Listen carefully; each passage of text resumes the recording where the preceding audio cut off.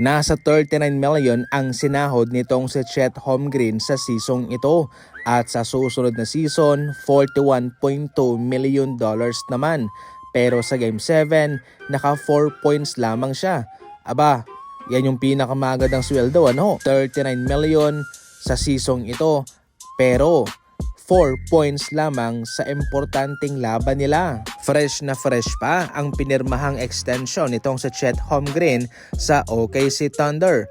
5-year deal worth $250 million contract. 47.8 million ang kanyang sasahurin sa susunod na mga season at meron pang 51 million sa second to the last year at ang panghuli 54 million naman. Despite na nagkaroon lamang siya ng 4 na punto sa Game 7 ay malaki pa rin naman ang paniniwala ng OKC Thunder sa kanya.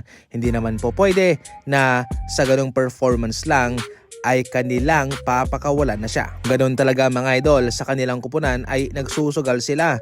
At eto nga ang sugal na nakuha nila muna kay Chet Holmgren sa season ito. Malay natin sa susunod na season ay malaki na ang kanyang maibibigay na tulong sa kanyang kupunan.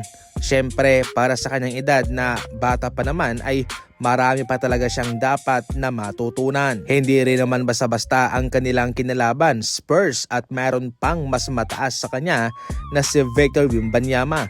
Kaya nahirapan talaga siya sa kanilang match-up mga idol. 39 million sa season ito.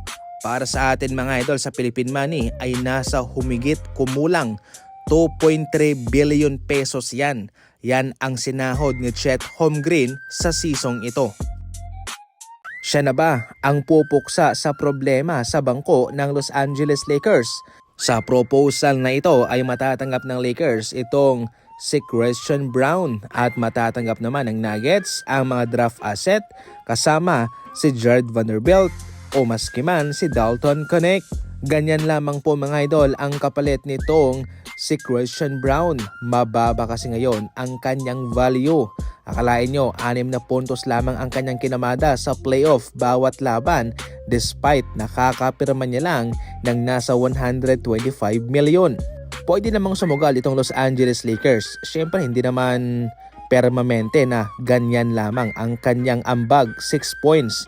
Malay natin madedevelop pa ito ni Coach JJ Redick sa isa pang level bilang isang role player sa kanilang kupunan. Magaling tong si Brown mga idol bago ang kanyang contract extension. Kaya nga binigyan siya ng nasa 125 million dahil magaling siya at mataas ang kanyang mga impact, mga nagagawang tulong sa Nuggets. Kaso nga lang sa playoff ngayon ay tila guminaw ang kanyang mga kamay at hindi niya naipakita yung ekspektasyong resulta ng Denver Nuggets sa kanya.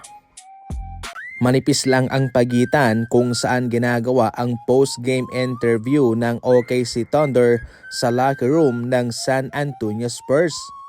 Unang nagkaroon ng post-game interview ang OKC dahil sila ang natalo. Samantalang ang Spurs naman ay patuloy pong nagse-celebrate sa kanilang pagkapanalo. At heto nga ho mga idol, habang tinatanong nila itong si Shai Gilgeous-Alexander ay atin pong maririnig ang mga taga San Antonio Spurs na patuloy pong nagse-celebrate sa kanilang panalo at naghihiyawan pa nga. Yeah, I guess it'll take a little bit, but go back and watch. Susan, not being able to kind of get over the hump and wrestle control completely away. Yeah, they were just the better team tonight, from start to finish. And then every time we try to cut into it and take